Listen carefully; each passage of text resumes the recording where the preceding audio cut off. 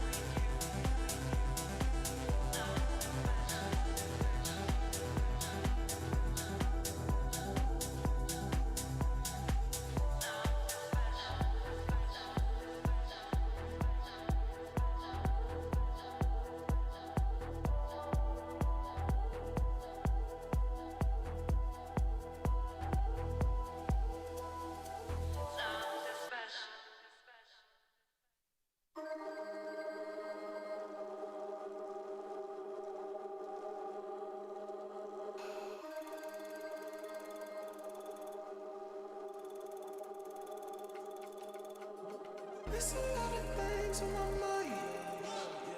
Stacking money like 365. There's a lot of things on my mind. Stacking money like 365. There's a lot of things on my mind. Stacking money like 365. There's a lot of things on my mind. Stacking money like 365.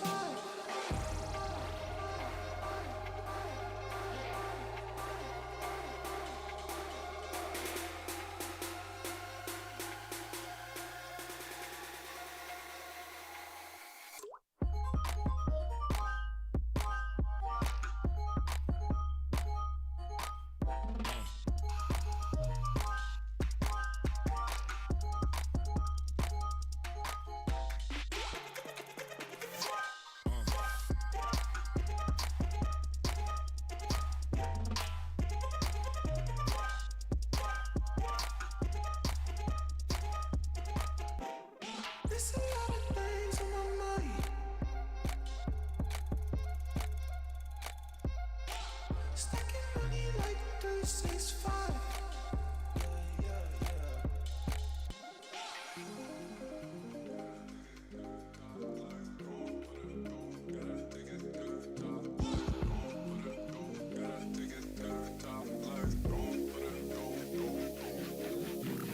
There's a lot of things on my mind. Stacking money like 365.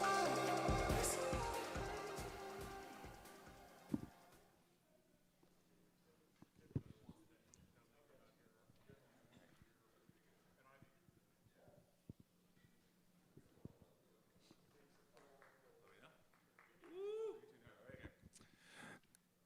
Hello, everyone. I'd like to thank you for joining us this morning. My name is Leyland Cito. I'm the Director of Business Development for Canada, and I'll be your MC for the morning. Before we get started, I would like to introduce and bring Saeed Amidi onto stage, the CEO and founder of Plug and Play.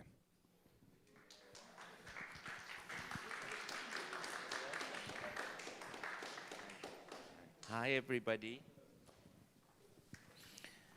Hello, everybody. How are you? I am not sure for the audience if you can tell, but the sun is shining on us. And it is really, really great to be here almost after 19 months. You know, we are now trying to have more in-person and meetings, like usually, like we had a few of them in Europe where we had 50, 60 people in person and about 500-600, you know, online. I remember the last meeting I was at was in Stuttgart in July, where we had Startup Autobahn Expo, and we had about 120 people in the garage. It was a old garage for Mercedes, and I'm telling you, it was hot. It was like, I wish there was less people there, but we had over 1,000 people online.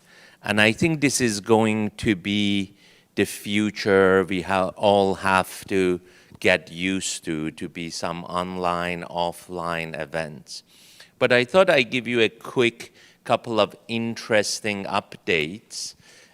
Sticking to Germany, last week we launched what we call H2o Accelerator or Hydrogen Accelerator with the City of Hamburg, Port of Hamburg, and Shell Oil.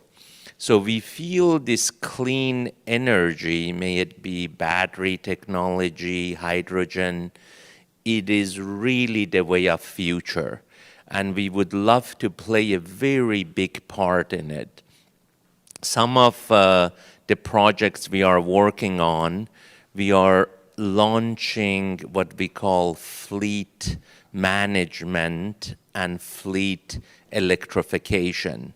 You know, when I talk to British Telecom, which is like the second largest fleet in UK, they mentioned to us that all of their clients demand from them to have a much cleaner environment.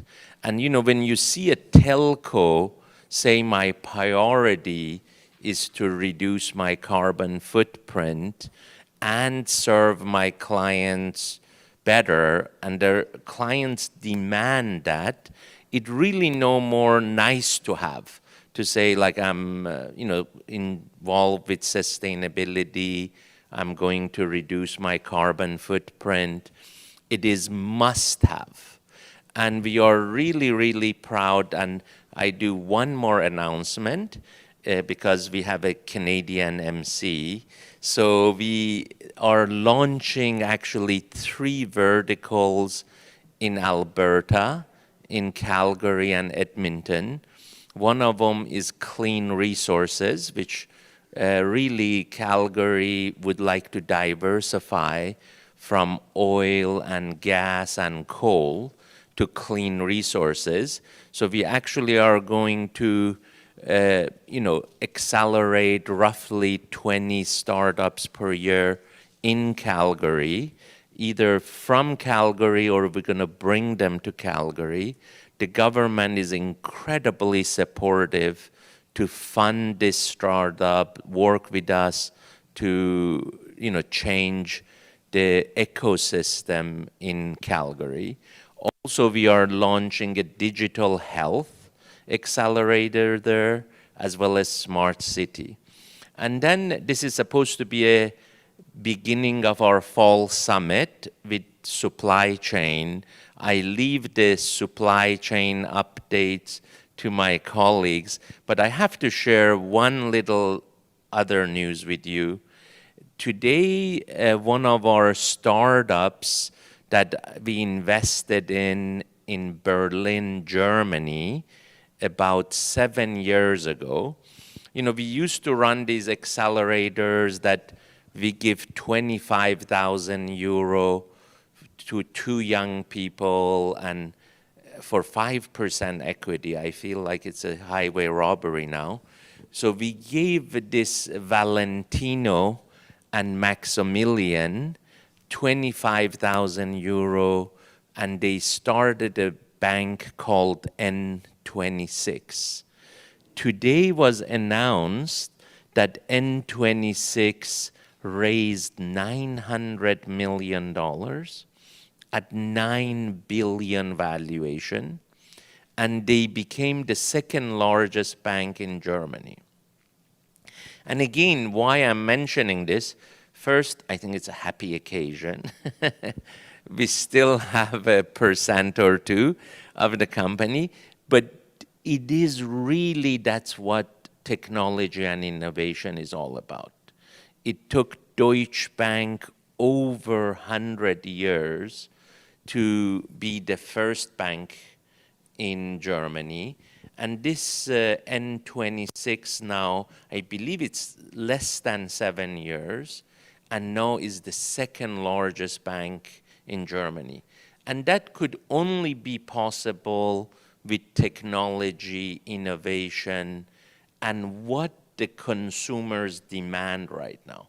They demand immediate service. Like, last thing I would say is I've been working with Deutsche Bank for 20 years in New York.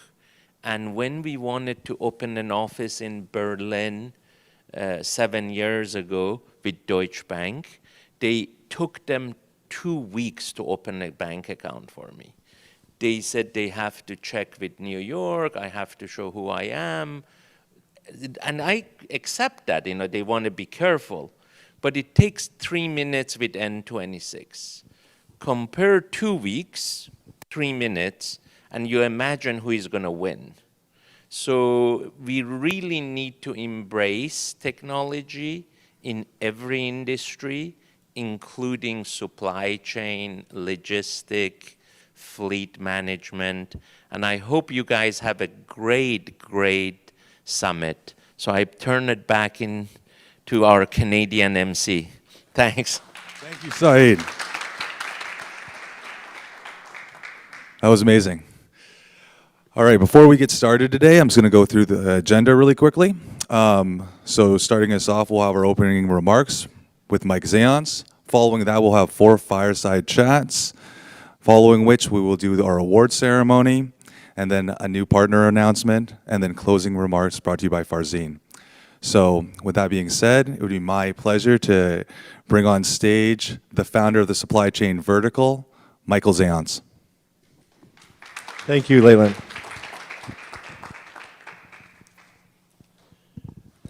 Welcome, everyone. It's great to be back, like Saeed said, in Silicon Valley. We have been waiting to come back in person for a long time, and now the hybrid events are starting, and hopefully we'll be back to more in person soon. But just to talk a little bit about the supply chain program, you're all great friends of the supply chain program at Plug and Play, which I started thanks to Saeed's support in 2017 and built it with Farzine. Now it's grown a lot, as you know, and it's been an amazing COVID actually for supply chain. Although it's been obviously a horrible situation around the world, we've actually seen an amazing amount of oversubscribed rounds with startups in our portfolio.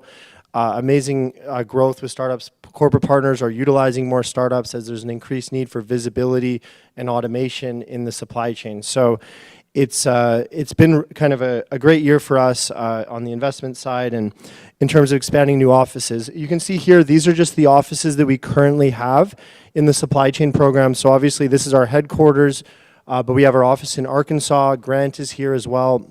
We have Keon, who's going to be launching the office in Savannah, which we're super excited about. So now we'll have an office kind of in the middle of America. We'll have an office on the East Coast with Savannah.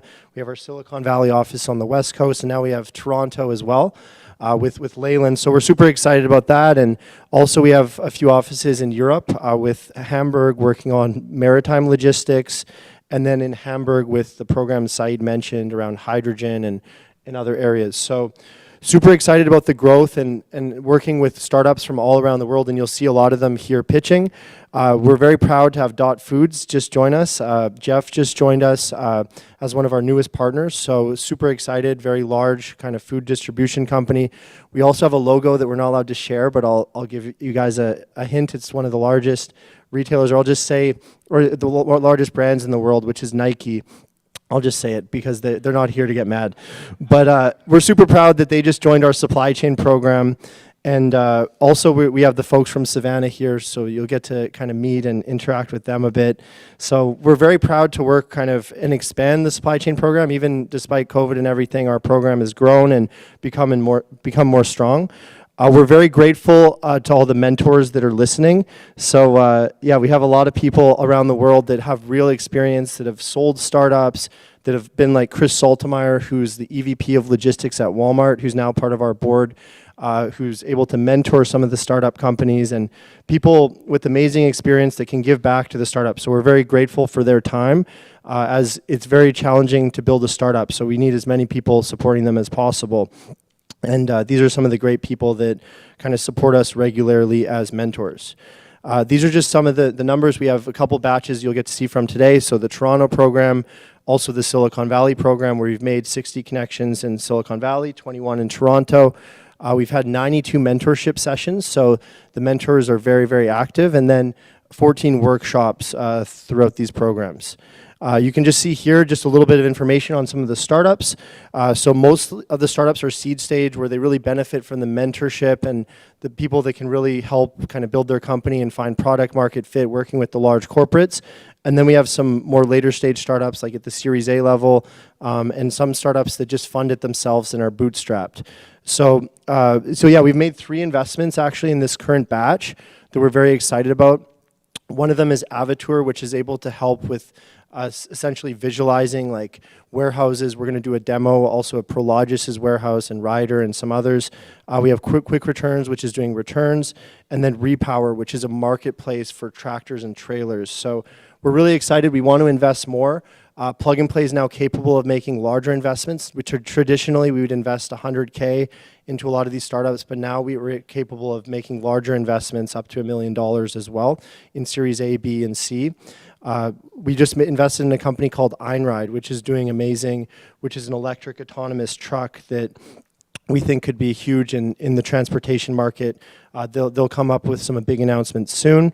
And then these are just the startups we want to honor today. This is kind of like their graduation, even though a lot of them are just online just because of COVID. But if anyone wants to connect to any of these amazing startups, we'd love to connect you guys. We're very proud of kind of what they're doing and the traction they're getting. We believe that they've been selected for this program. They are a market-leading company. So hope to be able to connect everyone to these great startups. So I hope everyone enjoys the summit. Welcome. It's amazing to be back here and start events here in Silicon Valley. So with that, I pass it back to you, Leland. Hey, thank you, Mike. All right, so getting into the content of today, it'd be my pleasure to introduce Aaliyah, who will be introducing a fireside chat between C.H. Robinson and Doddle. Hello, everyone. My name is Aliyah Maliborska, and I'm a Partner Success Director on the supply chain team. I would like to welcome Eric Maxfield, who is the Director of Innovation at C.H. Robinson, and Scott Pearson, Regional Sales Director at DataRobot. Hello, guys. Hey, good morning. Hi, Aliyah. Nice Hello. to see you. Yes, nice to see you too. Thanks for joining us today. I've provided a quick introduction for both of you, but please tell us about your companies and what you do. Sure, I can start off. Eric Maxfield, I'm Director of Innovation for C.H. Robinson. We're a global third-party logistics company. We facilitate the movement of goods all around the world. Yeah, and I'm Scott Pearson. I'm a Regional Sales Director for DataRobot. And DataRobot is I guess you could call us a late-stage startup at this point. We've been around since 2012. And we are a software company with an AI platform. And so that means a lot of things to a lot of people, but it's essentially predictive modeling that's been automated for the purposes of making life easier for analysts and data scientists. Great, thank you. And now let's talk about the pilot you did together. And Eric, maybe you can tell us a little bit about what type of problem area were you looking to solve? Yeah, sure. So, at Robinson, we have a pretty significant and growing data science group, but we also have a large analyst community. And quite frankly, those analysts have a lot of domain expertise. So just knowing there's been a lot going on in this tech space, we wanted to see what tools and technologies were available for that community and kind of the realm of that citizen data scientist. And so we started exploring. We started with that use case. We explored a lot of different technologies, wanting to see just what's out there. We met a number of startups and other companies that were focused on a number of different areas, and we're great to meet them because I think there's some future collaboration points. But we ultimately ended up furthering and going into POC with kind of this auto ML platform idea to see if we could provide an uplift to that analyst community. Great, thank you. And what was the process like during the POC? How did you know there was a fit between you? And maybe Scott, you can start.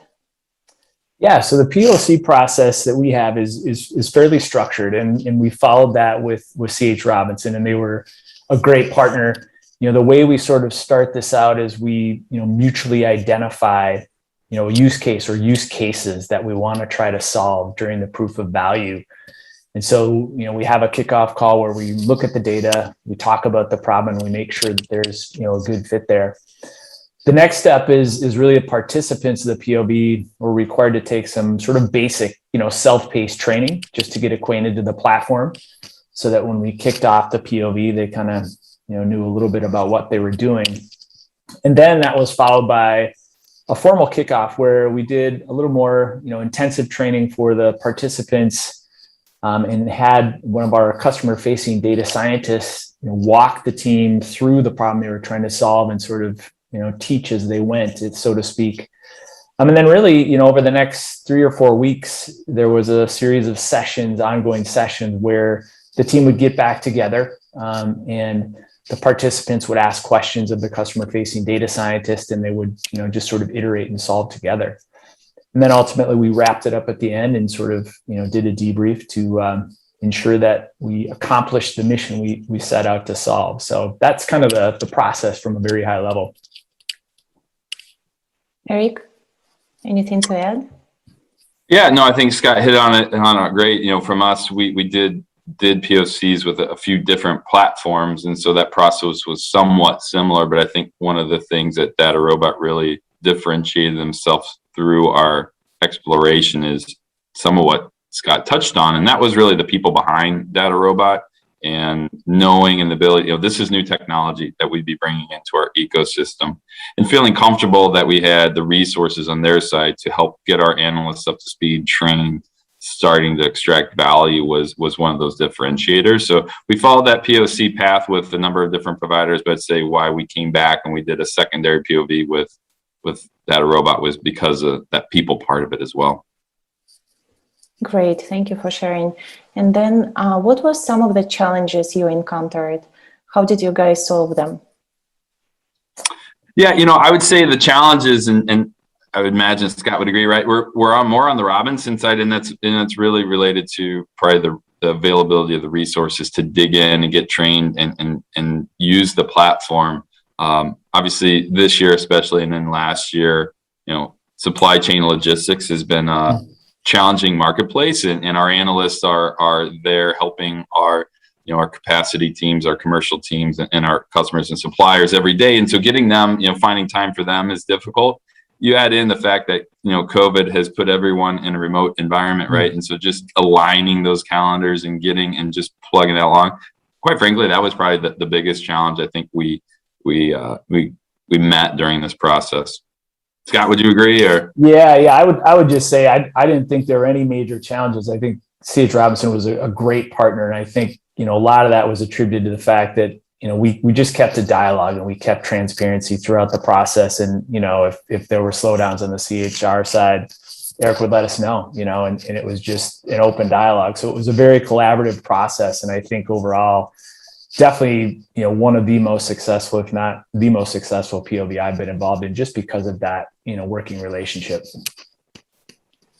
Yes, totally understand. Transparent communication is very important.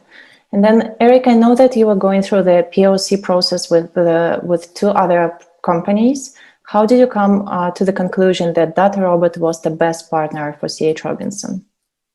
Yeah, I think when we took a step back and just looked at, the platform itself was very robust, a lot of features. And when we talk about their roadmap and some of the acquisitions they've made to continue to bolster that and add value to that platform, made us feel really good. And the staying power, we felt comfortable with them as well.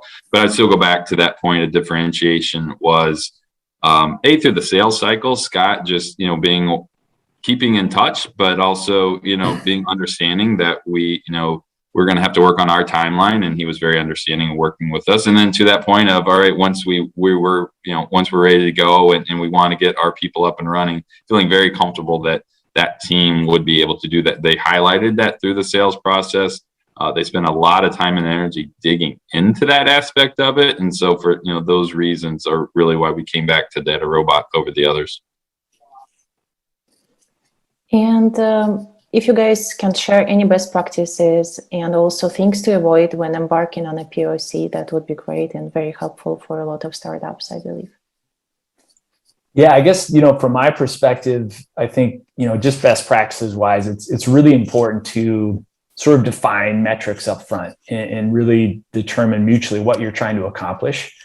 I think the last thing that either party wants to have is sort of a POV where, the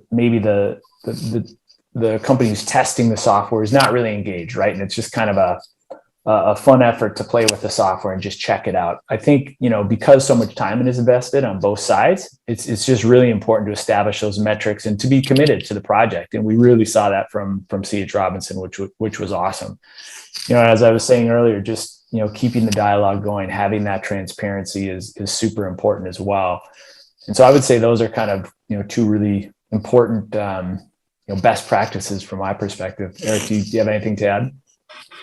I would agree with that sentiment. I think, upfront, even before embarking on, internally on our side, Robinson, like a lot of other companies in the plug and play environment, are very large, right? I think just making those connection points, making sure people are aware what we're about to go, what POC we're going down. And so if they want to participate or want to have a seat at the table. They have that. So as we get through that, and to Scott's point, we put out those measurements of success. We're not faced with any challenges down the road. We're getting that done up front.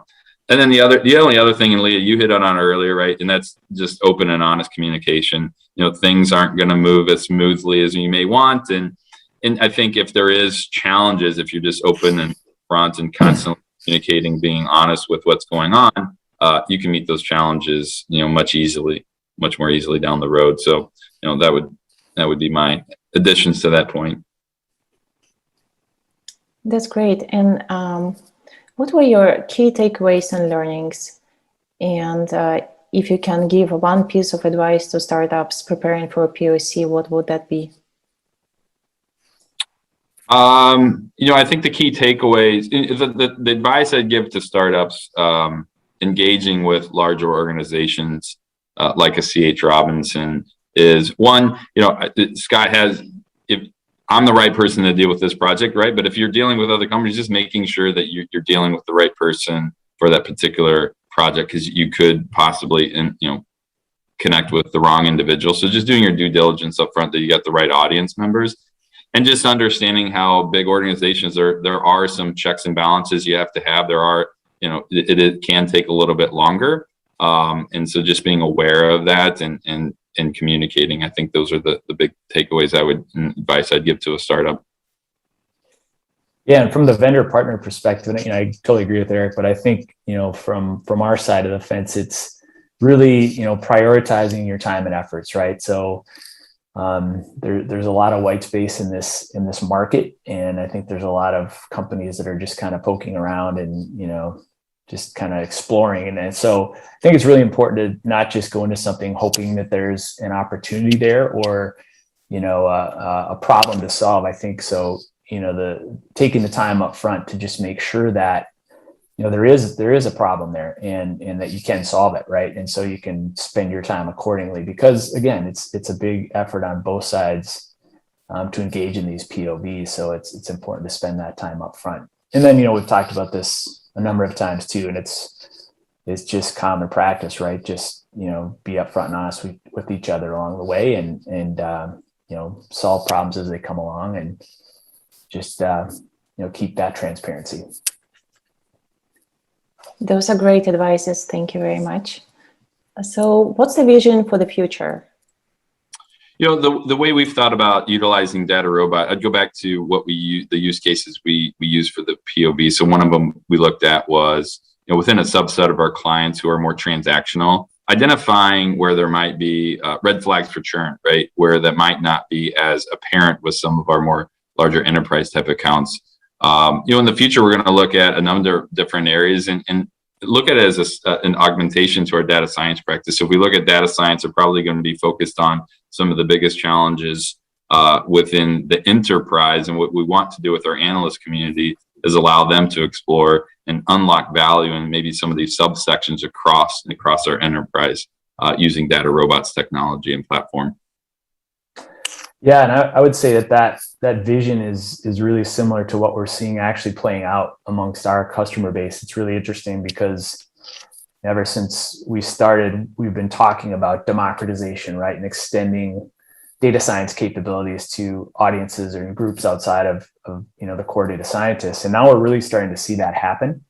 I was just involved with a customer who did a renewal this year, and they did a very major expansion because they found that the analyst community or the people who know the data and know the business are able to use the platform to start to solve problems. So you see this huge acceleration of the number of use cases that you're able to tackle, and then as a result, much greater ROI from the project. So yeah, it's real and it's happening, and so we're really excited about that, since that was kind of our vision for this from the start.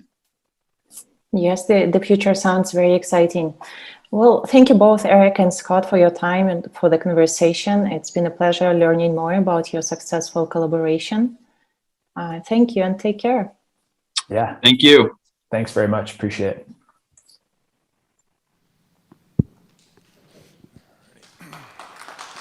Thank you, Elias, Scott, and Eric. Up next, it'd be my pleasure to introduce Amy, who will be facilitating the fireside chat between Yamato and Doodle. Hello, everyone. My name is Amy Ta. I'm the Director of Partner Success in the Supply Chain Program at Plug and Play. I'll be the moderator for the session where we'll learn about Yamato, Japan's largest parcel carrier, and Dotto, a British software company, teamed up to launch its proprietary pickup and drop-off network to improve the e-commerce delivery experience. I'd like to now welcome them on this virtual stage with me. We have Kei Matsumoto, Manager of the Digital Innovation at Yamato, and Adam Lofer, Deputy CEO at Dotto. Welcome, guys. Really great to have you guys here today to share a little bit about the partnership. I thought maybe we'll start off with some brief introductions. Kei, maybe you can start us off here. Sure, of course. Thank you for hosting us today. I'm Kei from Yamato. Yamato is a logistics company in Japan, such as like UPS or FedEx here. And Yamato has almost 40% of the market share as a last mile solution provider. And then also our company size is like we have almost 200,000 employees. And then last year we shipped almost 2 billion parcels in 2020. Yeah, thank you. Awesome, thank you. And Adam, please tell us a little bit about Dotto and yourself. Sure. Again, thank you for having us. So Dotto, as you said, is a British software business. We are 7.5 years into our journey. And really, our platform delivers solutions in the space of e-commerce fulfillment. And our biggest 2 focus areas up till now have been driving adoption of out-of-home delivery. This is the idea that, trying to get people used to receiving parcels at convenient third-party locations, which delivers a huge number of benefits for the parcel carrier, the consumer, and indeed the environment. And also in the area of returns, which has been a fast-growing phenomenon in e-commerce over the last few years, particularly in the apparel sector. And we've been fortunate enough to work with Yamato in Japan. We have a large customer in Australia. We have business in the UK, which is our home market in continental Europe. And we've also been working for the last couple of years in the US. Amazing, amazing. Very familiar with the carrier logistics world. And yeah, well, it's worthy to mention that Dotto is also an alumni of our Supply Chain Accelerator program, and Yamato has been part of the Plug and Play family for over 3 years now, and with a satellite office in our Plug and Play headquarters that easily meet startups.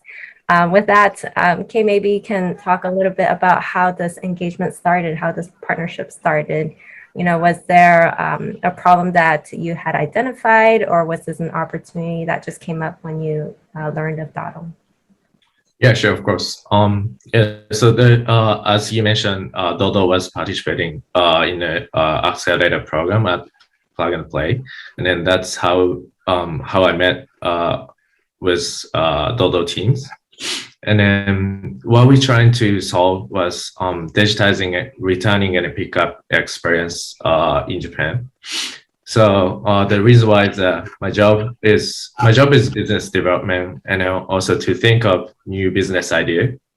And through my research, I realized that in Europe and the US, receiving and returning experience is digitized, and then it is very simple.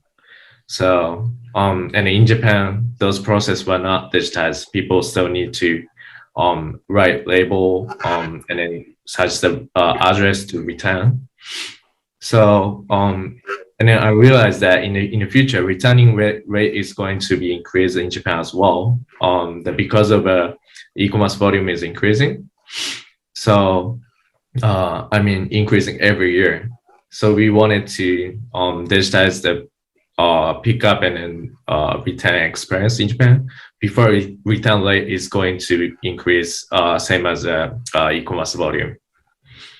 So that's the background. Yeah, awesome. Adam, did you have anything to add to that? There's probably a few dynamics in the Japanese market that are really specific to Japan that make it such an attractive market for our joint proposition. I think firstly, the logistics services provided by businesses like Yamato in Japan really are like white glove services. And you hear of instances where if you're not at home to receive your parcel, your local courier will attempt to deliver that parcel an unlimited number of times. Which, if you think about, if you drew a line for the growth in e-commerce and how many parcels that translates to over the next 10 years, and you just think about how many failed deliveries you're going to have and the strain that that's going to start to put on traditional logistics infrastructure, you can quickly see that that's an unsustainable model. So that particular dynamic in Japan makes it ripe for innovation. I think also in Japan, there are well-reported, issues with a growing and aging population, and that really has manifested itself as well in sort of logistics, where you have, I think the last time I heard, you had 3 available jobs as logistics drivers per candidate. So a huge undersupply of drivers. So again, how can you deliver all of these parcels in a really sort of efficient way? That doesn't mean more and more vehicles and more drivers. And also you have the classic dynamics like you do in the UK, where you have very densely populated small land mass, which creates all of the sort of congestion and efficiency challenges that, we would all experience as drivers in and around big cities. So there are just lots of interesting things once we got stuck into the market with Kay and the Yamato team that made, our proposition really stand out as something that could be really exceptional. Yeah, amazing. And I'm going to dive into the next topic here, and this is really about the make or buy decision. How does one decide to work with a third party versus building something themselves? And Kay, maybe you can touch upon this decision that you guys had to make within Yamato. How did you choose to work with that? How do you know that was the right partner for you guys? Sure. Good question. Of course, there are always pros and cons, but in this case, our e-commerce solution team and also I thought having a partnership with Dodo is the best way because of because they have a knowledge about returning and then put the solutions market, and then also we can rely on their experience.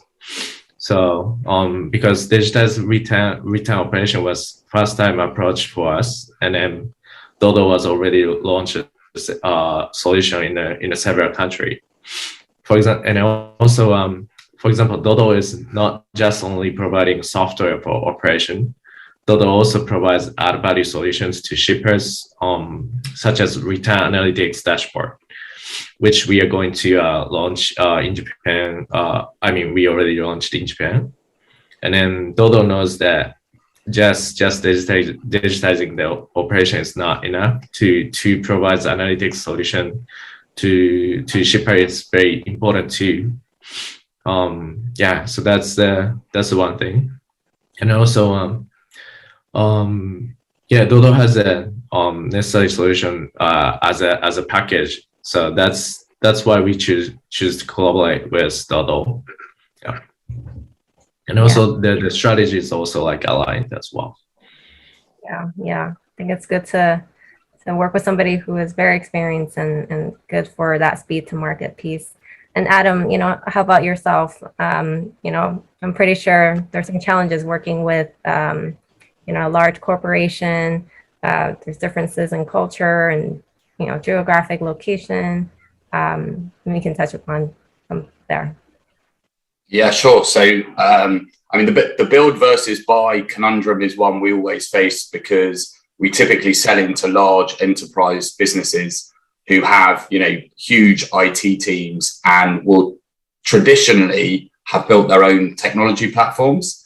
So, it's a challenge that we're used to facing. I think in the case of Yamato, I guess we were lucky that we stumbled across, a very traditional Japanese business, but one, which is now really investing in innovation. I guess the fact that they, have great people like Kay and are prepared to send Kay to, the West Coast of the US and engage in programs like the Plug and Play Accelerator programs is a really good demonstration of their, open-mindedness and appetite to, innovate around, what's a 100-year-old business.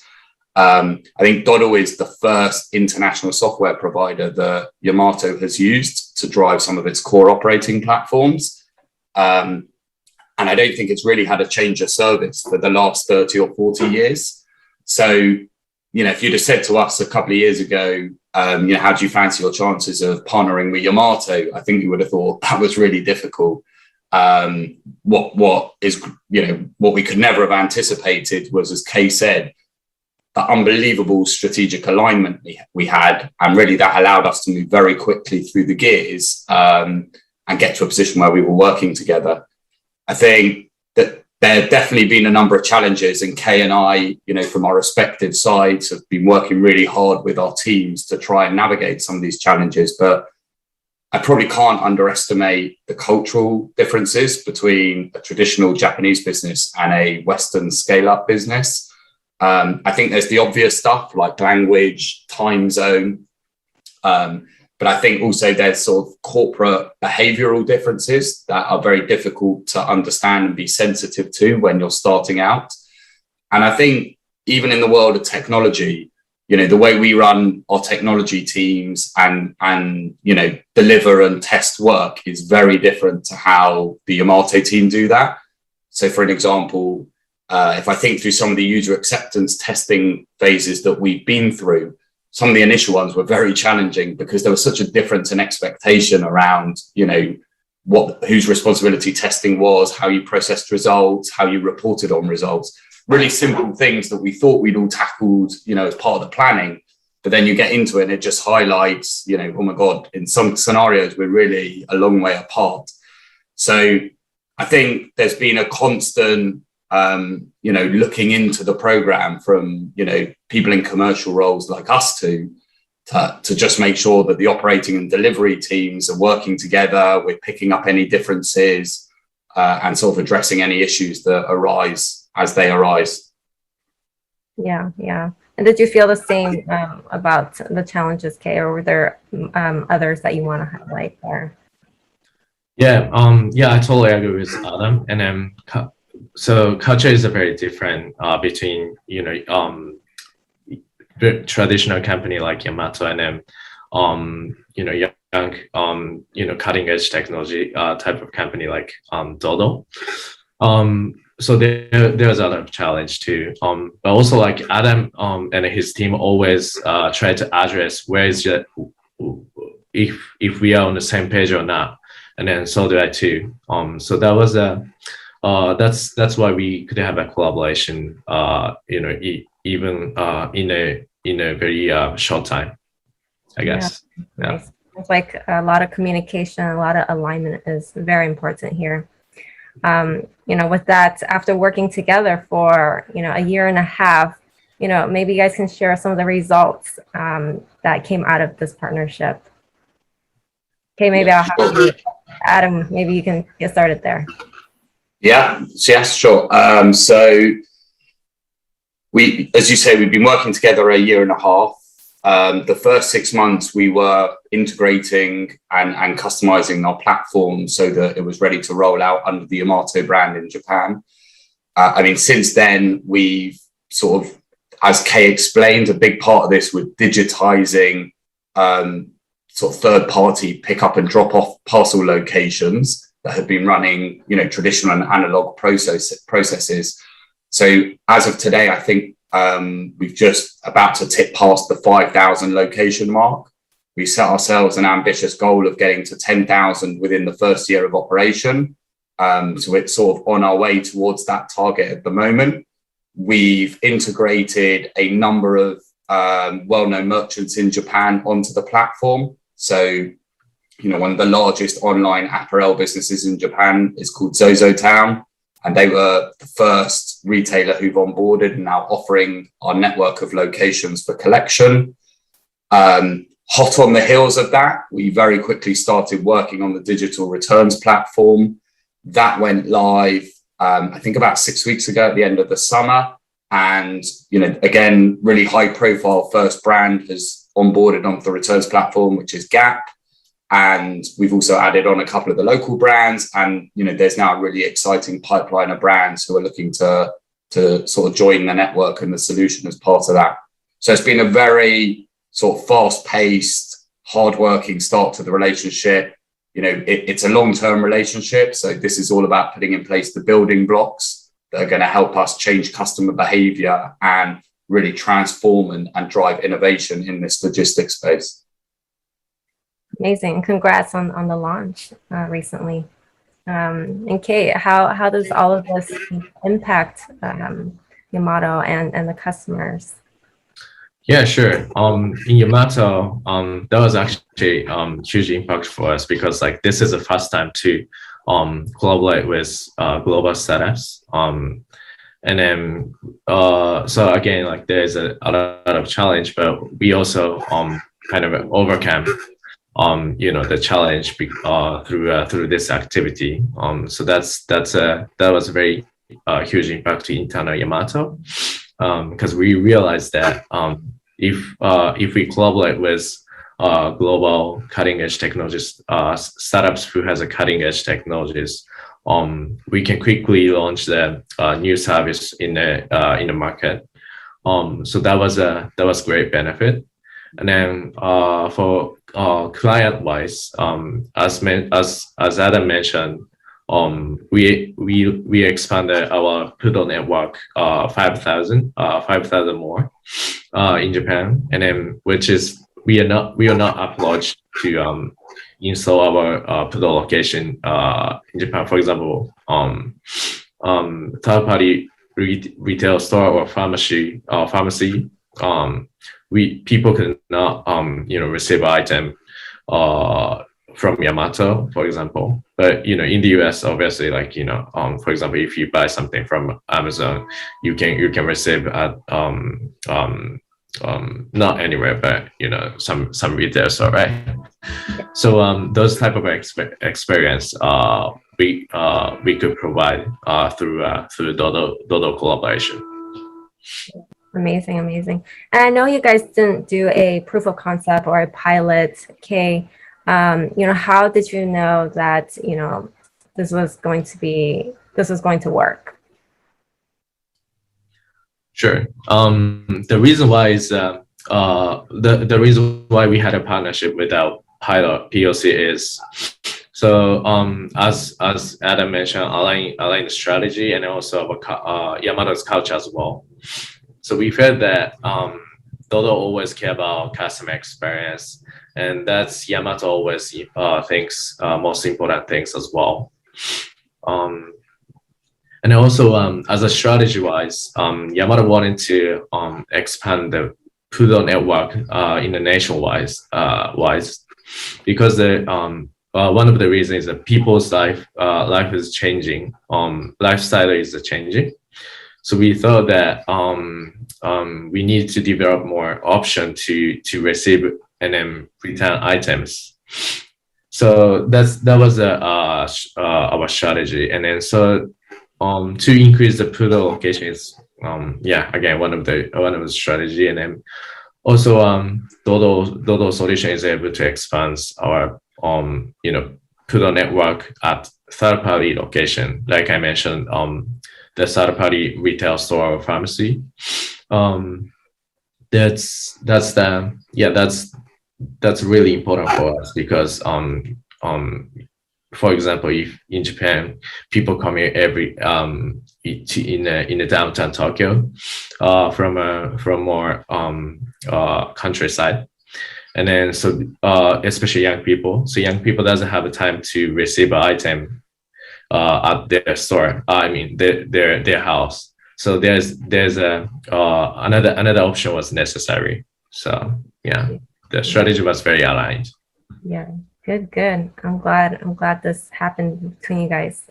Sounds very successful. We're almost out of time here, but maybe I'll save the best for last here.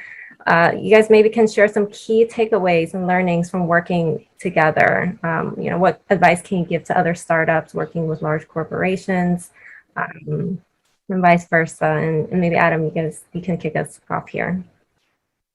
So I think one bit of advice that I can think of immediately is, anything can happen. I think I mentioned that I would never have thought a couple of years ago that, we would so quickly and successfully launch a partnership with a business like Yamato in Japan. And it just goes to show, if you put yourself out there and you back yourselves as a team, then anything is possible. And I think the other thing, which is probably a given, and I'm sure everyone knows, but building trust is unbelievably important. I think even we had to deliberately work at that even more so because of sort of the language and cultural barriers that we had. That probably mean you start, from a bit further apart than you normally would. And we did that in a number of ways, but both of our teams invested a lot of time traveling back and forth between London and Tokyo to begin with. We also hosted the Yamato team in Australia so that they could see what we'd done in Australia and see some of our solutions firsthand. And for a scale up looking to partner with a business like Yamato, it's such an enormous opportunity for us. You don't want this just to be a one and done thing. You want this to be a long-term partnership, and you want to be able to grow your business on the back of these types of relationships. And the only way you're going to do that is to have that relationship, based on a very strong foundation of trust. So we worked really hard at that at the outset, and that really did set us up very, very well. Yeah, thank you. Trust, building that trust is very important there. Kate, you have anything to add? Any advice you can give to startups? Sure, of course. Of course, building a trust is the most important things. And also, if I have another comment on that, that depends on the culture, and then also, culture in the company. The business process is a very different. Approval process is a very different. So to understand those process each other is one of the most important case, and then because we can align the project process as well, and the timeline too, and also Adam and my team, and also his Dodo's key person. We always had a smaller meeting after the more like entire group meeting, and then we always address that we are on the same page, and then if there is any issue or concern, like we always sharing. That's that was very important, and then I think that's one of the reasons why we could launch the project together in a short time. And I think that's the most important things. Amazing. I'm hearing trust, communication, and transparency are all very important here in play. Sorry. No, go ahead. Yeah, I wanted to mention about Dodo always show us their operation. Like for example, as Dodo, as Adam mentioned, he took me Australian Post project with the Australian Post, and then we did the same things. When Adam and his team came to Tokyo, we took them to our operation and then show the actual operation, how the operation works.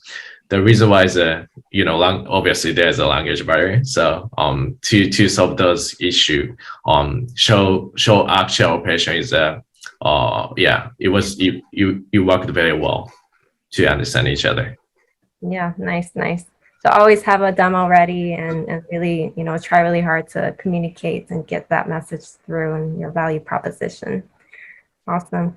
Well, it was really great chatting with both of you guys, and to let everyone know a little bit about your partnership. Wishing you guys much success and continued partnership together. So thank you again so much for your time here today. Thank you very much. Thank you. You can take care. Thank you, Amy, Adam, and Kay. Up next, it would be my pleasure to introduce Claudius, who will be calling in from our Hamburg, Germany team. He will be introducing the fireside chat between Wallenius Wilhelmsen and Sinai. So thank you all for joining for today's session. My name is Claudius. I'm an innovation manager at the European Supply Chain Vertical Office in Hamburg. And I'm working very closely with one of the participants of today's fireside chat, Rupesh Das, who is the SVP Digital Innovation and Acceleration at Wallenius Wilhelmsen. And we also have a startup that is joining us for today's fireside chat. It's going to be Yannis, the CEO from Sinai. So welcome both of you to the stage, and feel free to turn on your cameras and join me. Hi, Claudius. Hi. Hi, Both of you. Thanks a lot for joining. Maybe let's kick it off. Rupesh, can you briefly introduce yourself and share a bit of what Wallenius is doing? Sure. Wallenius Wilhelmsen is, I appreciate it's not a household name, so we are a B2B business, so makes sense. So we are a shipping and logistics company in the segment of transporting automotive, that is cars, around the world, from factory to any part of the world in dealer, and similarly heavy equipments. Those are our sweet spot of the segments that we transport. We touch around 7 million cars on the land doing these services, and around 4.5 million of car equivalent units on the sea. We have our own specialized ro-ro vessels, which we transport on the sea, and then we have a lot of assets and carriers around the world that we contract with for this, right? So that's a little bit of our business. We are listed, we are a public company listed in from Norway, but we operate internationally in most of the continents and countries around the world.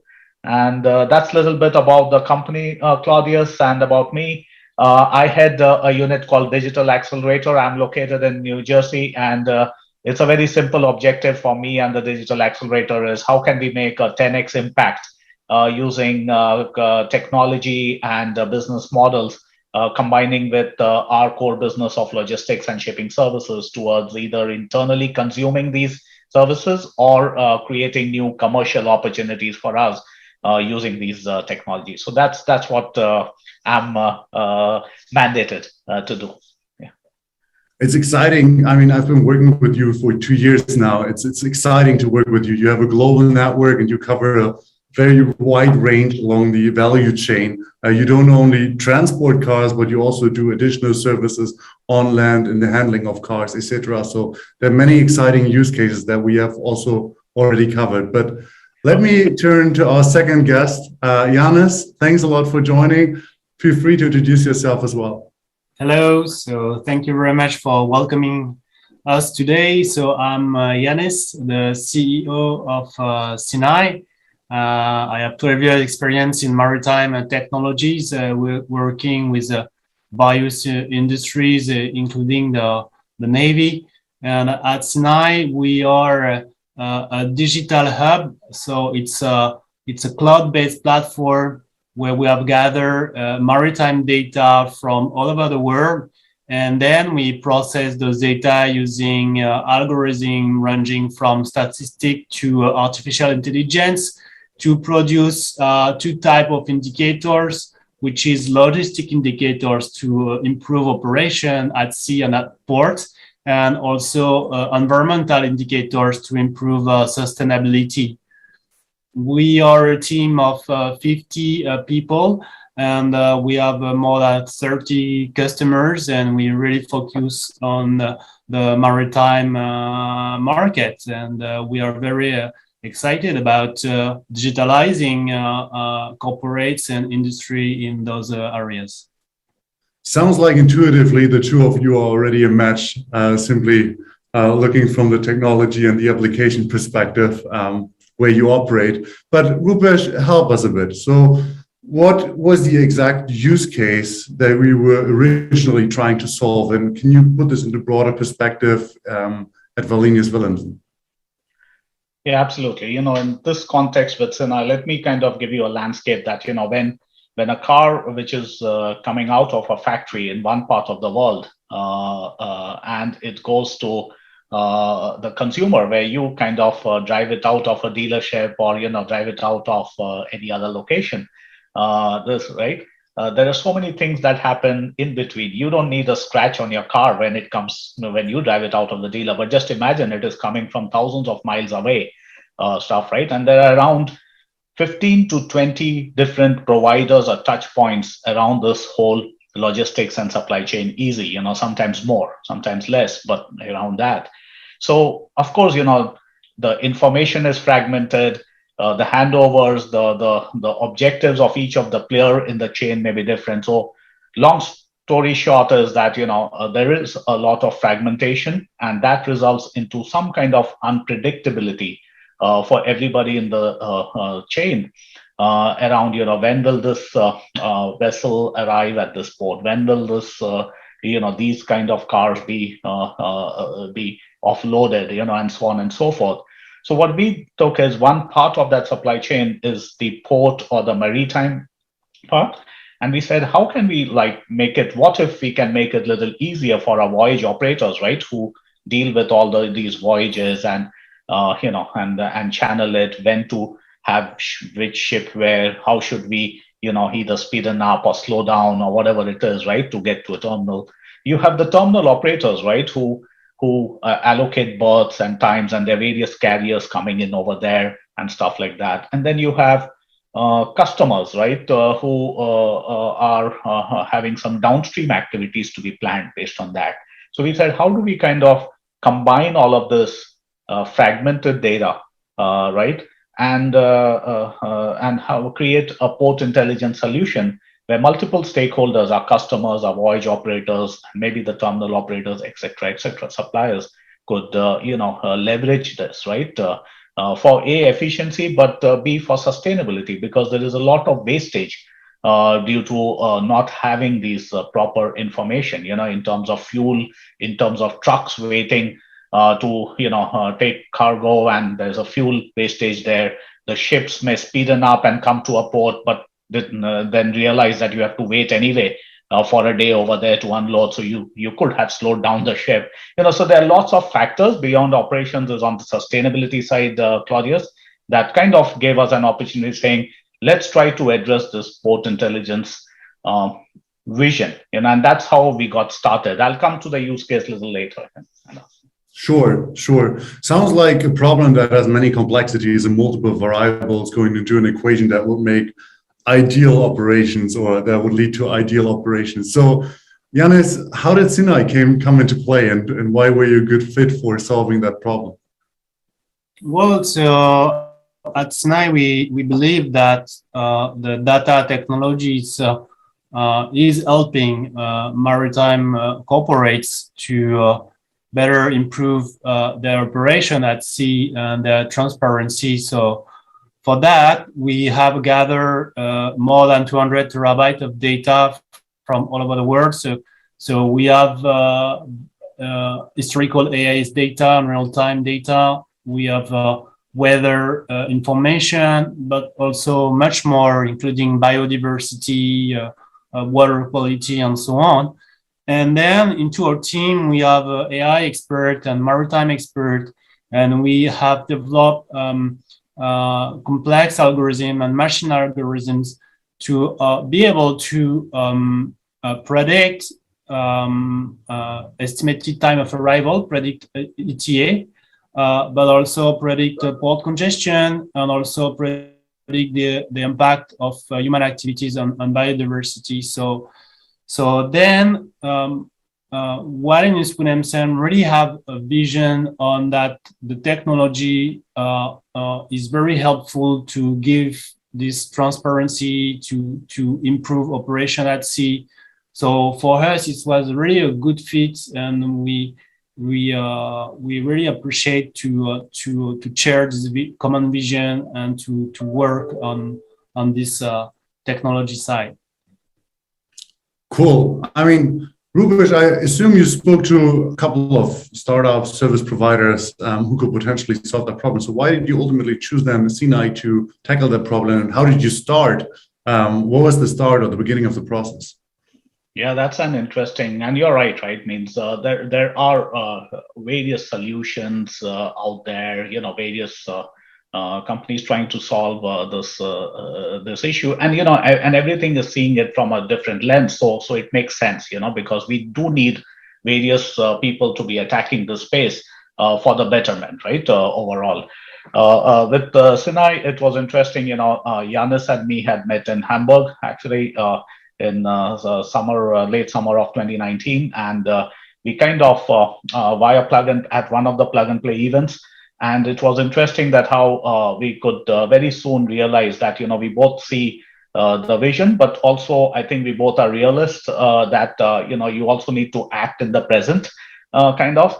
So I think that was where it all started, where we could see that, okay, there are a lot, it's complex, it can be done, but can we start taking small nuggets or bites at the thing and, and demonstrate certain things, right? And that's how our engagement started. And little bit, what Sinai, what Yanis's team, like David and then the others from his team have brought to the table, which Yanis is humble enough not to mention, is that there's a lot of complexity, right? But they also, what we found is that Sinai and David and the team try to make it simple user experience as far as the end user is concerned. So all this complexity, how do you hide it behind and make it a little easier for the consumer, right? To the voyage operators, the customers, and all, to kind of not get enamored by all the dashboards and stuff and all, and just make it simple.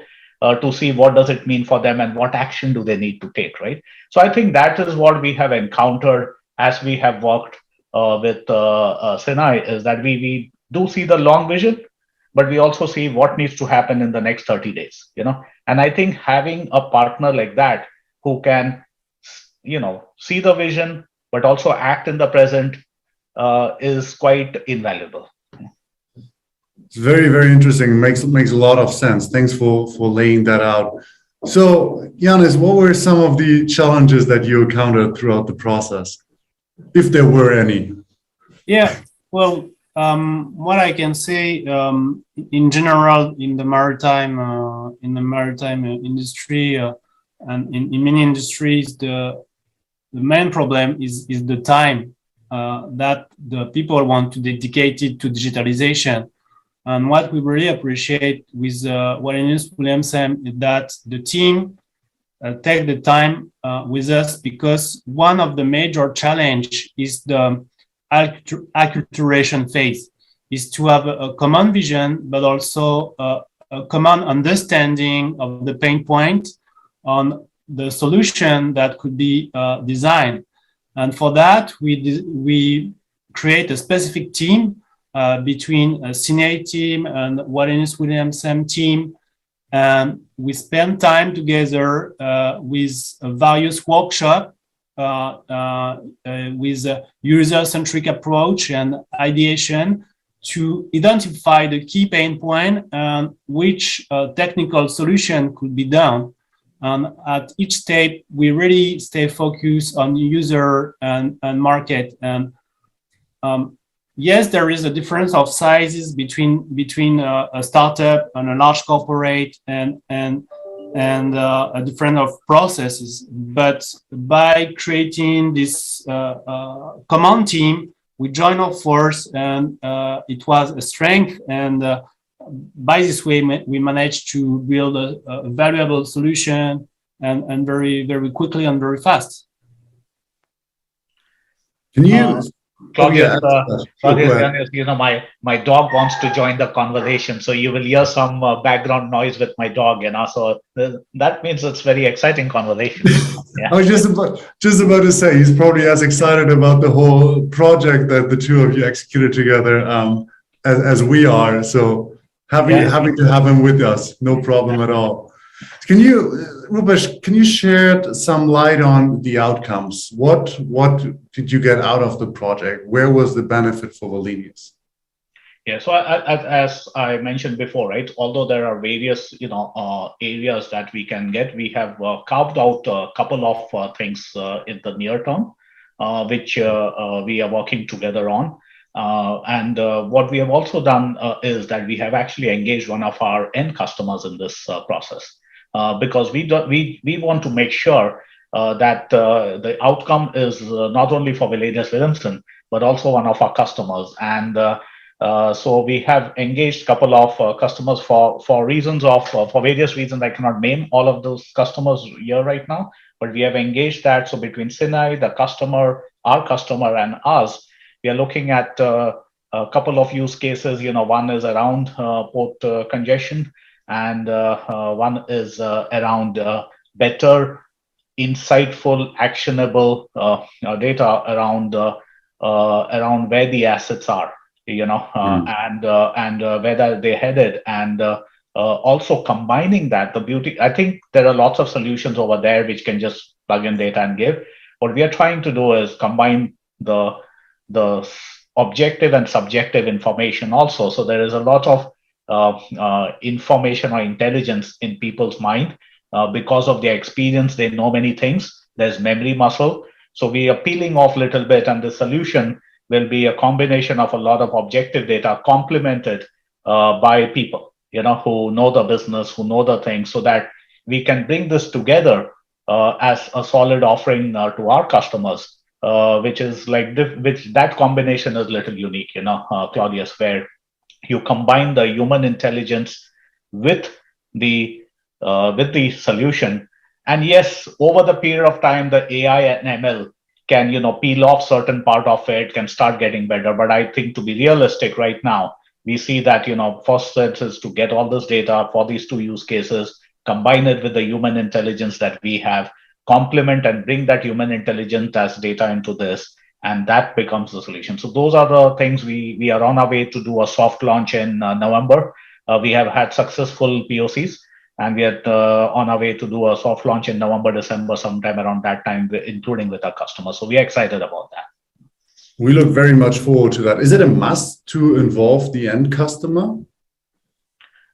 Well, nothing is a must, right? But I think in today's day and age, you need to become a little open. And this is in our industry, and many, right, people keep many things close to their chest, right? Kind of. And I believe that, 80 to 90% of the time, you don't need to, kind of. So I think it's very important. And also, right, it's a change of mindset and culture that, it's okay to involve the customer when things are not fully cooked, They get to see a little bit the mess in the kitchen and stuff like that. But you know what?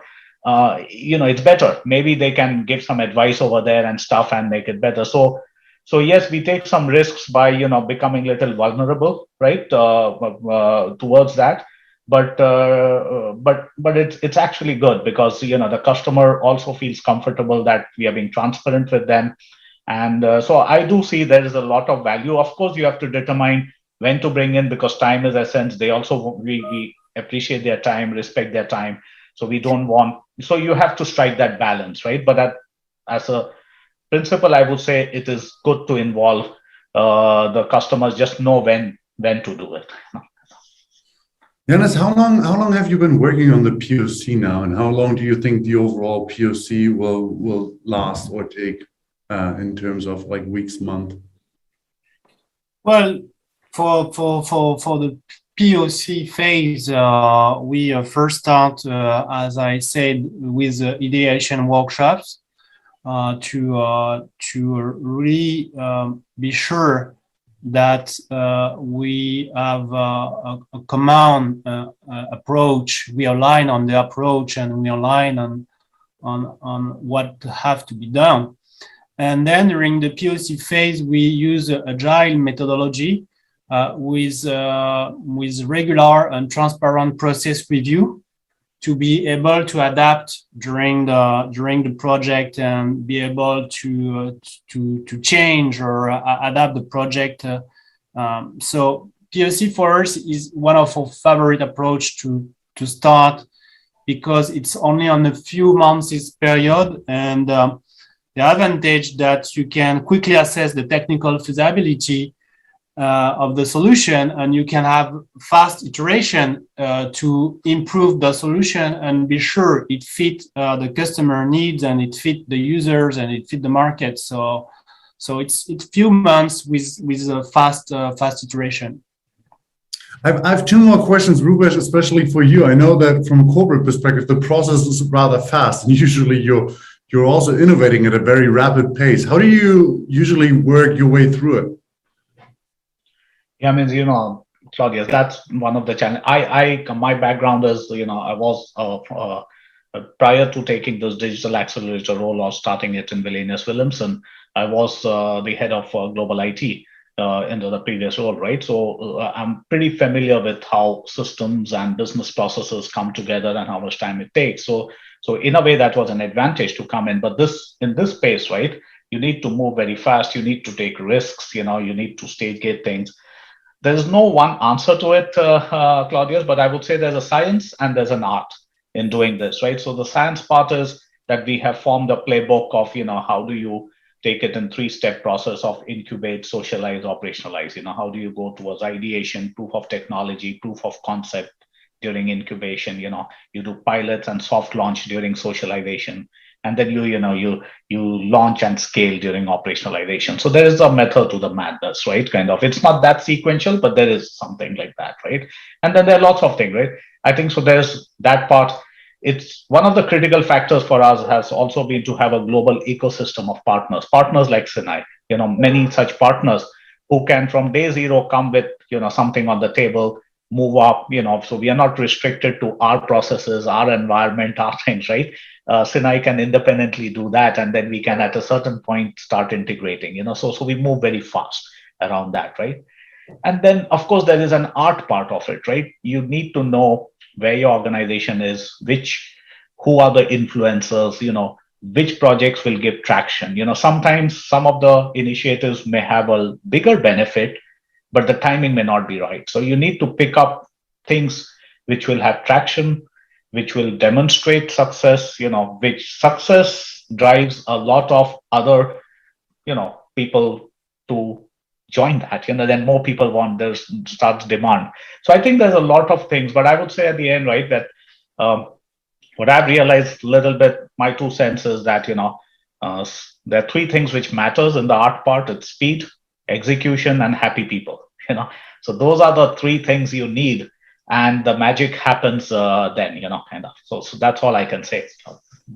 Well, I think that you're a great example of someone who has really mastered this process, this innovation process, running it quickly, but also taking into consideration the other dimensions that you just mentioned, especially happy people being a long-term partner of yours as well. Yannis, my last question. We look very much forward, obviously, to learn more about the full outcome of the joint project you had with Wallenius. But at this point in time, is there any advice you can give to other startups? Any key takeaways or learnings?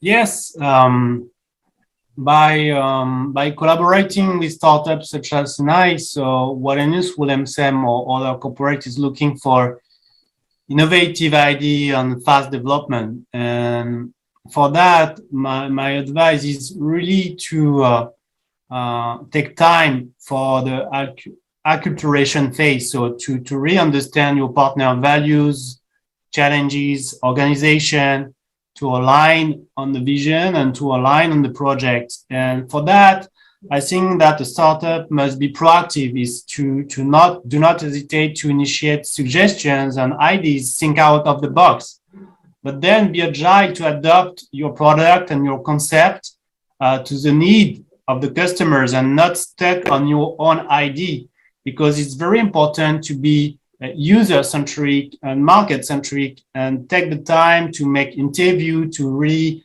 understand the ecosystem, the value chain, the players, and to be sure that your product will be useful at the end of the day. And the last point is to be evolutive, because there is new needs coming step by step, and you have to be prepared for the unexpected. I couldn't agree more. Yannis, Rupesh, we wish you best of luck. We look forward to hearing more once the project is fully executed. And until then, thanks a lot for joining, and enjoy the rest of the day. Thank you very much. Yeah. All right, and I'd like to thank Claudius, Rupesh, Giannis, and of course, Rupesh's dog for sharing their amazing story with us today. Finally, last but not least, I'll be introducing Sean, who will be facilitating the fireside chat between Trimac and Cognic. Good morning, everyone. My name is Sean Almirab. I'm the Ventures Associate here for the Plug and Play supply chain team. We have one more fireside chat left for you guys. So right now, I'd love to welcome Derek Gillespie, the VP IT and Innovation at Trimac Transportation, and Vahan Jakarian, the Global Commercial Executive at Cognic, to the stage with me. Perfect. Hey guys, how's everything going? Great, John. How are you? Doing well, doing well. Thank you very much. Doing great. Good to see you both. Yeah, great to have both of you guys here. So I guess to start, it'd be great if we can have you guys do quick introductions on yourselves and maybe start with a little bit about what Trimac and Cognic are doing and what you guys do specifically for them. Derek, if we want to start with you. Sure, thanks. So my name is Derek Gillespie. As I was introduced, I'm the VP of IT and Innovation here at Trimac Transportation. And we're one of North America's leading bulk truck and bulk commodity haulers in the trucking segment. We operate many thousands of vehicles, trucks, and trailers at a variety of locations across North America, and deliver all of the primarily raw materials, but other chemicals and things like that that are difficult and challenging to handle. Most definitely. Welcome, Derek. And then Vahan, over to you. Super. So thanks, John. So my name is Vahan Jakarian. I'm Chief Partnership Officer for Cognic. I've been with the company about 3.5 years. So Cognic have an AI-based software platform that delivers the ability to automate any visual inspection task. So we're a no-code, low-code platform, and thrilled that we're all together talking to, in regards to how Trimac and Cognic have formed a partnership through what started out of Plug and Play. So excited to be here after first introductions. Perfect. Awesome. Well, thank you guys both for those intros. I guess to start, I want to talk about the relationship between Cognic and Trimac, where it started. I know it was a little bit different than most startup and corporate relationships, that you guys didn't really start with a pilot and you went straight to commercial engagement. So Vahan, if you can describe the sales cycle from Cognic's point of view and best practices for handling a relationship with a corporate partner over that span of time. Sure. So, our first introduction to the Trimac team was, I'd say, about 2.5, 3 years ago, where there was a deal flow, actually, where the CEO of Trimac and several people were there.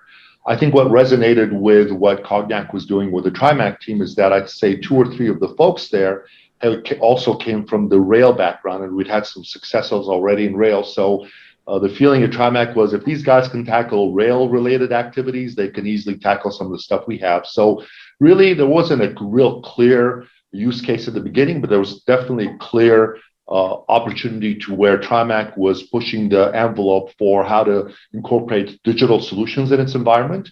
And so, Derek and I and some others quickly established a relationship and stay in touch to figure out where we could engage and really use, things in advanced digital solutions to deliver the solution we are delivering today to Trimac. Most definitely. And then in terms of that relation behind, if you can dive a little bit deeper on it, what were the touch points? Because I know it kind of spanned over several years. How often were you guys in contact and what was that kind of looking like? So, I'll start us off. I think Derek and I stayed in touch every few months, and we're trying to figure out the first use case that was presented to us without going into any detail was extremely challenging, but for any company, right? So, but the thought was, let's stay connected because there'll be other opportunities. And, every 6 months or so, Derek and I spoke, and there was a time where Derek says, I think I've got it. I really want to incorporate this sort of solution. And again, what Cognic really delivers, the ability to automate visual inspection with a very limited number of images that kind of automates the system, teaches the system for what we call AI, creating AI. So the ability to have our engine make predictions and do this over a large scale of images in a given day. So really the desire on both our parts to where we're offering a technology that's game changing, and Trimac is looking at how they can utilize the best technologies that are easy to plug in but don't require a lot of resources to help manage, because you want to reduce, again, at the end of the day, the touch points to the platform. Right, most definitely. And then Derek, over to you from Trimac's side of things. By skipping over a pilot, would you say it was harder to get buy-in from key stakeholders? Yeah, I mean, I'll pick up on what Vahan said earlier. The first use case that we started talking about is a very challenging one. There's a number of technological and other barriers to that use case, and we tried a few different ways to solve that challenge and weren't able to get there. But what we did realize, though, was that we were really looking for a computer vision platform, as Vahan said, that had broader applicability than just that one use case. So we're very interested in a very challenging technological and engineering problem, but we didn't want to lose sight of the opportunity to work together on something that was very, very interesting. So as Vahan said, we kept in touch every couple of months and bounced around ideas. Some were more ambitious than others, some were more practical than others. And when the time came that we had the exact right application, we skipped the pilot and went straight to production. So we had a live production need, a project that was funded, a project team assembled, all signs sort of pointed to yes, and we decided to get going with it. So from a stakeholder standpoint, what was really interesting was when we pitched our proposed solution for the solution that we're doing, and the solution we're doing right now is effectively it's a document management solution. And just in terms of scale, we're probably processing thousands, 5,000 or 6,000, images a day. And so quite a challenge from a technical standpoint and a volume standpoint. But once we presented those business users and stakeholders with a solution that was viable, they were super excited about it. Now, we were in a position where we could go straight to production with that one, and we did. And now what's starting to happen is that instead of sort of pushing a solution in the more challenging areas, we're actually getting a little bit of a pull from our business units, looking for more and wanting us to apply the same thinking to their problems. Most definitely. And then you kind of touched on it a little bit, but I want to follow up on how you guys were so sure that Cogniac solution was kind of the best fit for Trimac. I know that relationship was there, and you guys were kind of bouncing off ideas, but was there anything else? I mean, as Vahan said, I mean, my background prior to coming back to trucking was in rail, and some of the expertise that Cogniac has in the rail space was very impressive. And we knew that the solution that we had for our first production install was probably simpler than that. It was challenging in that it was unique. No one had ever done it before, but we knew that it was probably simpler than what had already been done. So from our standpoint, we had a very high degree of confidence that the solution would work, and some very, as you would expect a large company to do, some basic due diligence and some reference calls confirmed what we knew, and then it was time to get going. Right on. That's awesome. And then over to Vahan. I know Cogniac's vision system, obviously you guys have so many different applications that you guys can play into. And then Derek just kind of touched into it on the specific solution that you guys are using for Trimac. Yeah. I guess in your own words, can you dive deeper on what exactly you guys are doing? So this one was really, again, document reading, right? The ability to manage documents, and without going into a lot of detail about what parts, but it's really classification, detection. These are some of the, we have about a dozen applications available to where one of our customers on their own can build a pipeline, and this was done pretty quickly. But, the areas that we generally serve, and I'm diverting a little bit from what you said, but it's really a lot in industrial inspection, manufacturing inspection. So this really goes into this industrial inspection space of, how do you manage, documents come in your facility and accurately label them so that, you have proper traceability and so forth. Most definitely. And then you guys have been, what is it now, like 6 months working together or so on this specific project.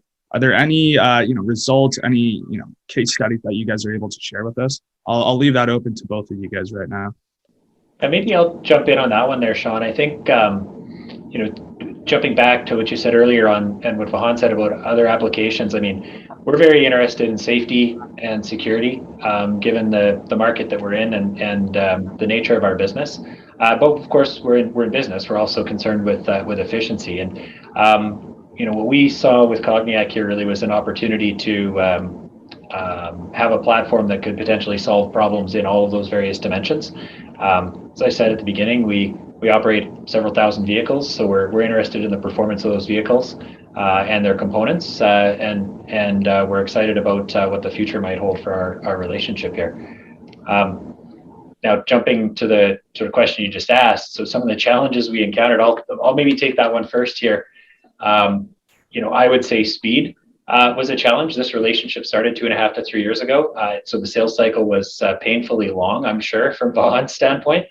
I alluded to it previously. We just didn't have the dedicated product team nor project team or the vision to deliver what those first few concepts were.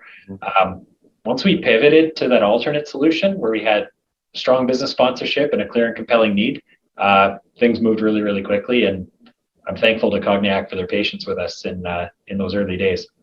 And Sean, to add to what Derek said, Derek, thank you for that. So our technology is, I would classify in a couple of different ways, right? It's transformational, it's disruptive, right? So it takes companies that are visionary in wanting to employ the latest in digital technology to do this, right? Once you're on board, it's very easy to add more use cases. So Derek and I are now in constant, regular discussions about what other things can be used on the platform, because once you've got one use case started, you can manage multiple workflows under the same cloud or on-prem umbrella. In this case, cloud-based, and most of our deployments are cloud-based. But adding more use cases now becomes a lot more trivial, right? So we've got that ship sailing, and the question is, how do you integrate more use cases that continue to add value to Trimac's environment?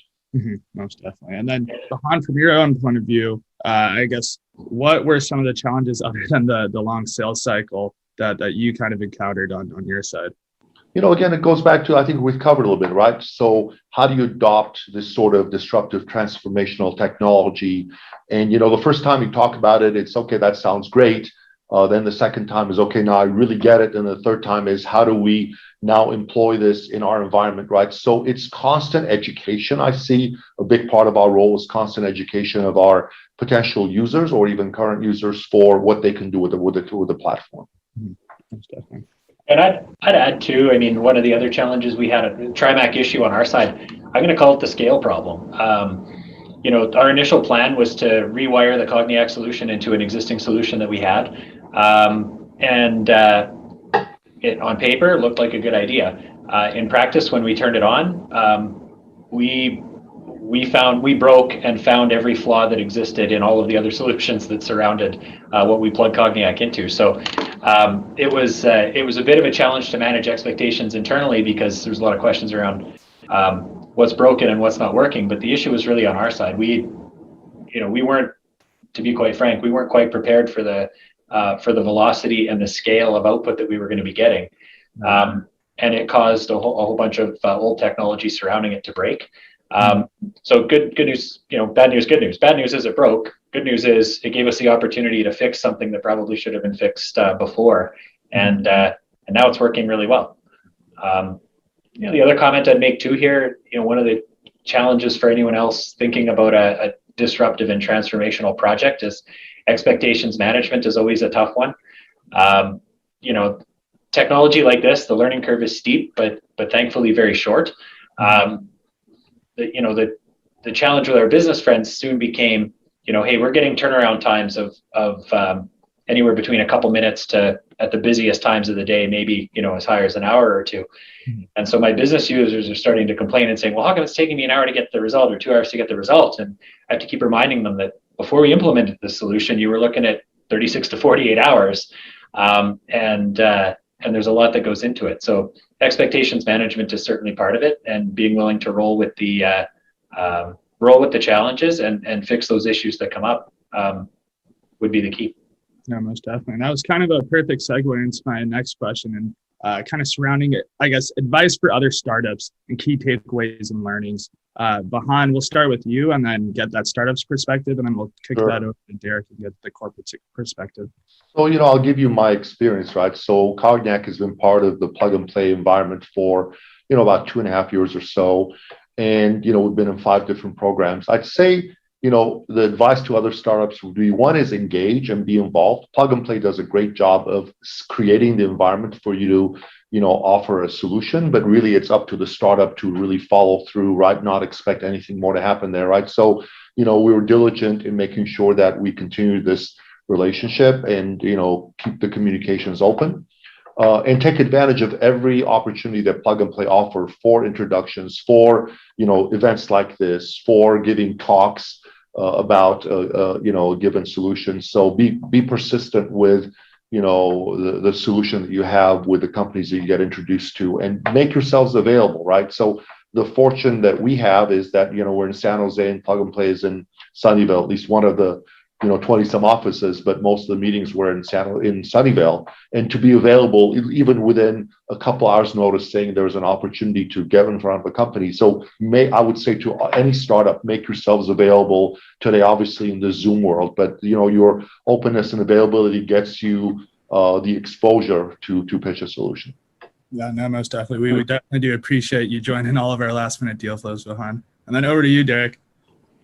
Yeah, thanks. I'd echo Vahan's comments here a little bit, and I'd add, keep your eye on the prize. Don't shy away from the big, hairy, audacious goals that you've got, but also don't be afraid to pivot. In this case, Vahan and I still have our eye on a bigger goal here. But I recall, as I know Vahan does today, I phoned him and said, "Hey, I've got a perfect application that you've never thought of, but trust me, it's something we're going to have to do to get a win here and prove that we can do this and make it work."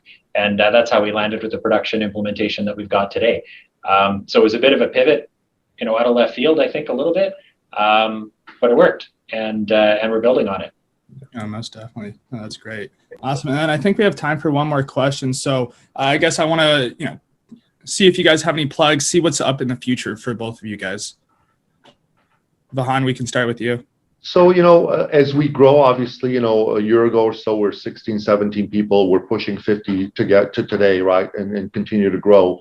The things that we're obviously trying to do is expand into what adjacent markets we could serve, right? Manufacturing inspection, industrial inspection is kind of, 80, 90% of our business. But what other, parallel technologies might there be that we might jump into, new use cases and so forth, right? So stay focused, do a good job with the things that we've done well so far, but also how do we expand our reach without jeopardizing any of our relationships or the focus in technologies that we serve. Mm-hmm. Awesome. And then Derek, over to you. Is there anything you guys are able to share with us?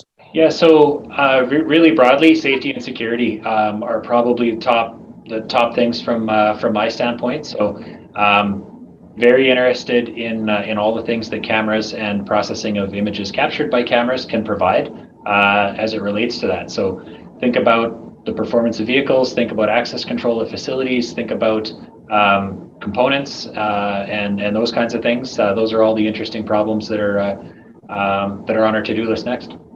Perfect. Awesome. And Sean, if I could add, right, I think it's important for the startup to listen to a customer's pain point, right? What are they trying to automate? What are they trying to really do? And that's, I think, what creates a winning partnership where both the end user and the partner or the startup within the plug and play environment would show some success. Yeah, most definitely. You definitely want to address a problem rather than create a problem yourself.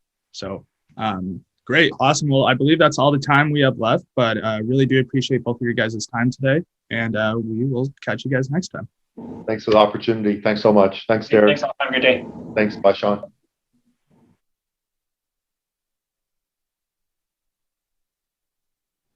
I'd like to thank Sean, Derek, and Vahan for the final success stories of the day. We'll be now moving on to the awards section of the morning. And to start off with, I would like to hand out the first award to the Global Logistics and Supply Solutions Company, Wallenius Wilhelmsen, and give a special shout out to Rupesh and his team, who have gone above and beyond working with a number of our startups as they have overhauled their entire product offering and really reimagined the services they provide to their customers. This year, they've truly worked and helped facilitate throughout all of COVID, really mentoring a lot of our different startups. And for that, we're giving them a Corporate Innovation Award.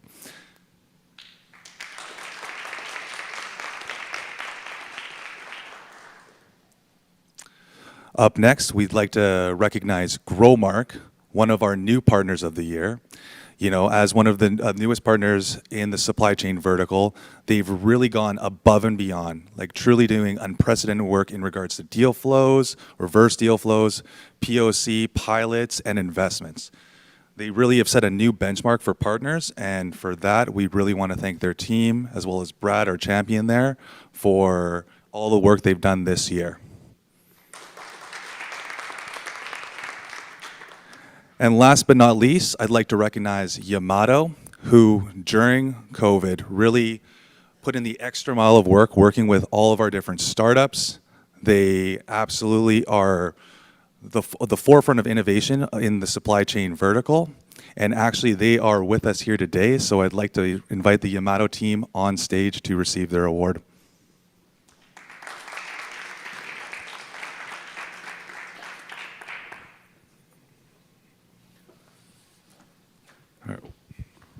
Thank you. All right. Thank you, Kay. Thank you. I want to say thank you to Plug and Play team because Yamato was our activity was very active even under the COVID-19 situation. Yeah, so thank you so much, Plug and Play team. All right. I'll give you two. All right.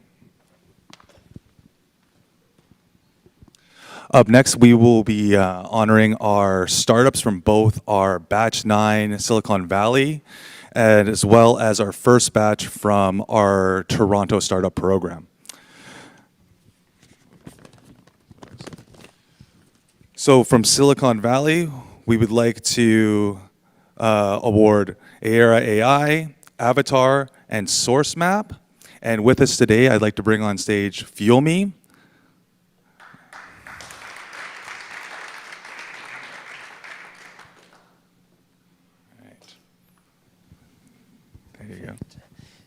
Thank you so much, Plug and Play, for having us. It's been a great program.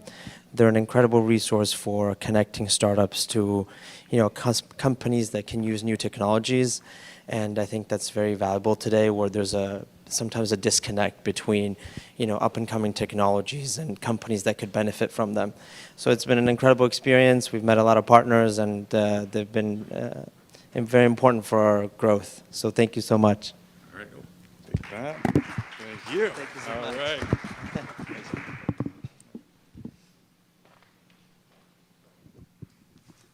All right. My assistant's not here. All right.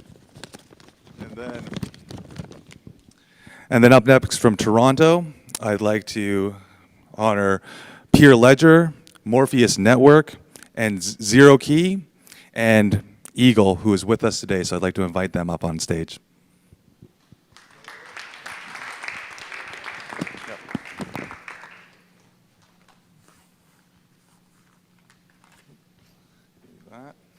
All right. Thank you very much. Hey, thank you. Absolutely. No, it's a pleasure to be here. Thanks, everyone. Thanks to Plug and Play. I'm here from Canada. We had a great success over the last 2 years in logistics and supply chain, working with top-tier companies, and looking forward to working with Plug and Play in our upcoming investment round. Thank you, everybody. All right. Thank you.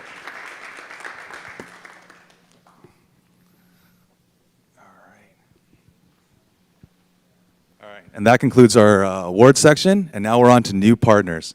And for new partners, it is my pleasure to introduce Dot Foods, the largest food distribution company in the United States with over 100,000 in product offerings across over 800 different manufacturers. They are in less than truckload sizes, once again, one of the largest companies in the United States. We'll be showing a short video.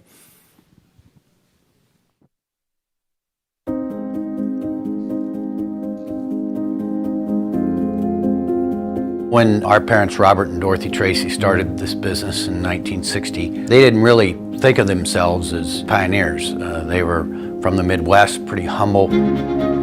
They created an environment, a culture that continues to be our most competitive advantage that we have today. And they really didn't have any idea this business would get this large, and here we are today with 3 generations of Tracy family members involved. Dad worked in the dairy industry back in the 40s and 50s. And he saw firsthand a lot of problems that these dairy manufacturers had. And came up with a great idea.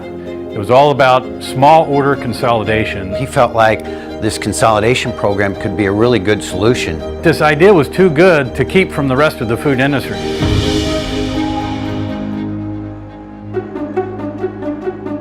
Food manufacturers are really good at making product, and they're good at shipping it out in large increments. One area they struggle with is small shipments, and that represents a large percent of their customer base. Consumers want choice, and it doesn't matter how large you are in terms of wholesaler. You receive thousands of items every day in terms of less than truckload shipments, which is pretty inefficient. The costs are high, both from the manufacturer's perspective and the distributor wholesalers who's receiving them. Enter redistribution.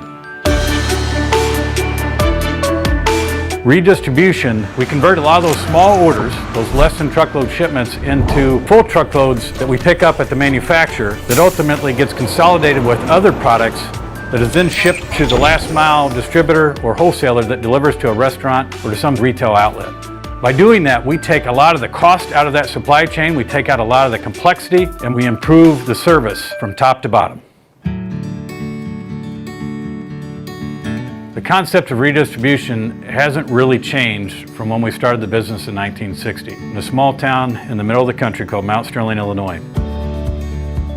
We have a lot of customers that order a wide variety of items from us and receive those weekly. One PO, one invoice that they receive, and one check that they cut.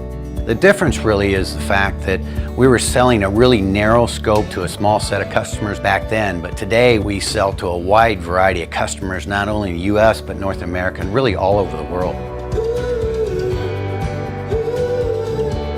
In order to really do that, we have to continue to invest in our people, continue to invest in our processes, and really build our capabilities to tap those opportunities. One example is something that we call the Dot Expressway. It's one of the most used sites really in the food service industry, and the reason why is it's the go-to. It's the go-to for information, and that really leads access to the wide variety of products that we have. Our mission is to significantly contribute to the success of our business partners. It's who we are as a company, and it is what we stand for. Our brand promise is just that. It's really a promise to all those people that are doing business with us. Trusted values is what they can expect when they deal with our people. Our people are focused on delivering innovative solutions. It's really going to drive shared growth for all the stakeholders involved.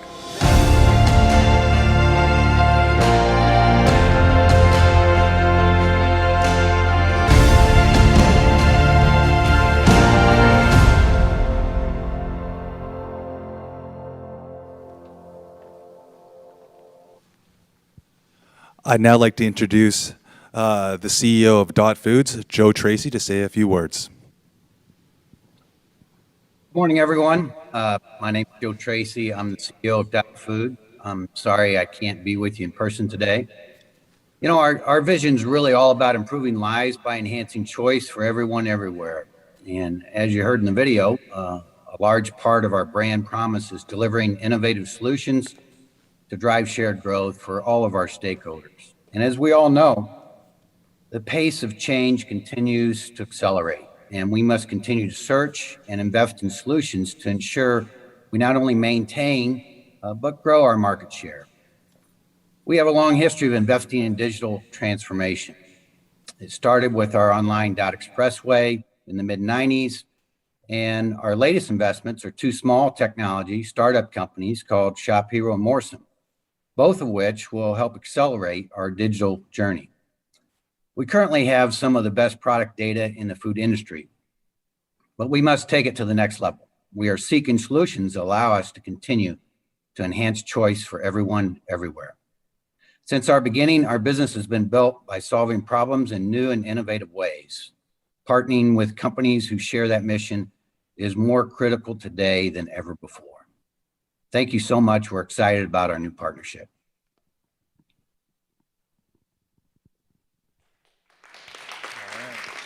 Thank you, Joe, and the entire Dot Foods team. I think I can speak for the entire supply chain team as well as myself to say that we're very excited to go on this journey with you.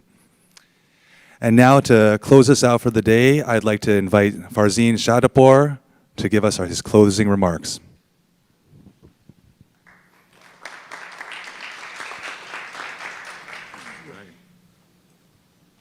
Thank you, Leyland. They hadn't told me that speakers get to take their masks off or I would have gotten a teeth cleaning, so apologies for that. I want to first thank my team. They did a great job. It was a larger challenge to pull off a hybrid expo as opposed to just one that is in person or virtual, and the whole Plug and Play team really came together to help us do this. So again, thanks to all of you for working so hard in the past few months to make this a reality. I want to recognize our corporate members who did a great job of meeting with the startups during the cohort while it was virtual, and again, making time for them, sometimes across time zones since they happen to be in a different country and a different part of the world as opposed to the startup. And at the end, we made it work for everybody, to work with everybody, to meet, to benefit from the office hours and the mentorships. So again, thank you very much for being flexible. I know some of you had office hours after having dinner with your children at home. So thank you for doing that. And yes, exactly. And a round of applause for everybody who has been working around the clock.